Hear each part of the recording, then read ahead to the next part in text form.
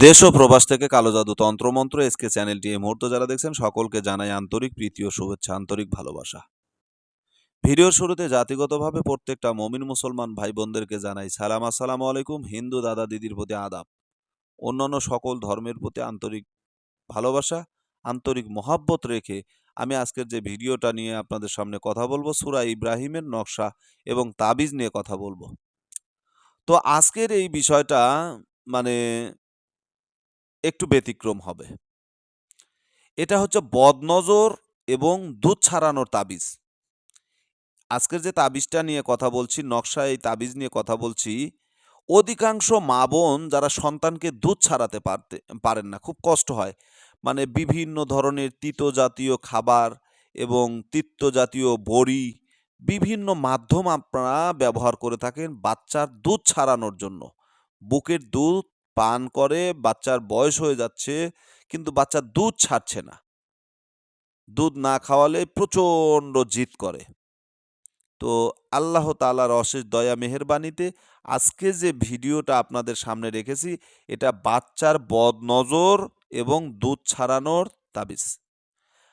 এমন কিছু মানুষ আছে রাক্ষস মার্কা, রাক্ষস টাইপের, তাদের চোখ এবং মুখ এতটাই বিষাক্ত যে কোনো দিকে, কোনো মানুষের দিকে তাকিয়ে যদি একবার খালি যদি বলে, আরে এটা কি, তাহলে সে ধ্বংস অনিবার্য।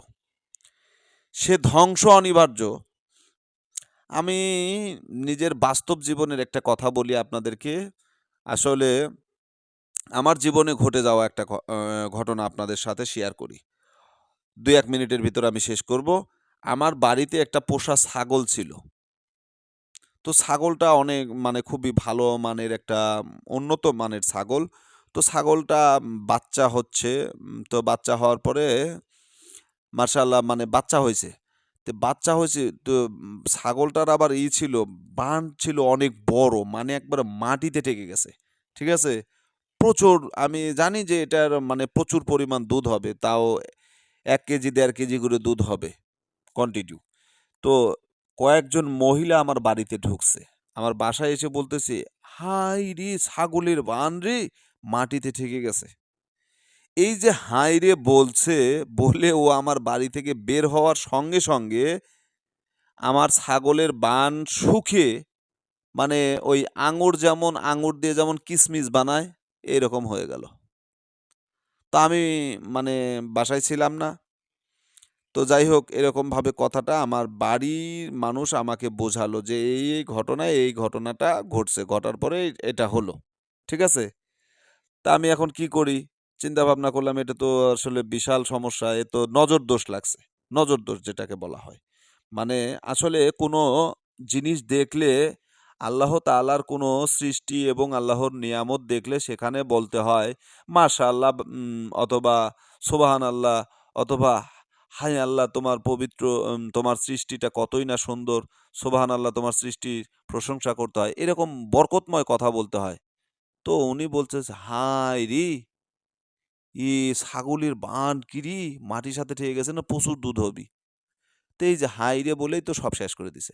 মানে ওখানে শয়তান বাসা বাঁধছে। তো সর্বনাশ। পরে ওই মেয়েকে আমার বাড়িতে দাওয়াত করে নিয়ে এসে গোসল করিয়ে তারপরে তার সেই পানি নিয়ে ছাগলকে গোসল করানোর পরে ছাগল ভালো হয়েছে। জানেন খবর?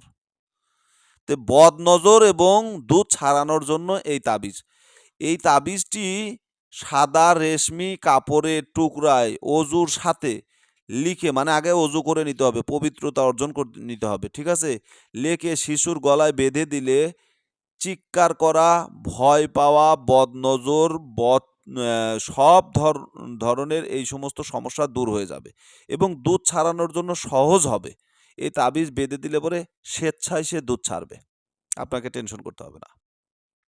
শিশুর সকল সমস্যা অর্থাৎ বদনজর বলেন, যেকোনো জিনিস দেখে ভয় পায়, সামান্য কিছুতেই মানে একটু সাউন্ড হলে পরে চিৎকার মারে, শুয়ে থুইছেন, চিল্লাই উঠতেছে, এই সমস্ত সমস্যা থেকে আল্লাহ তাআলার অশেষ দয়া মেহেরবানিতে মুক্ত হবেন। ঠিক আছে?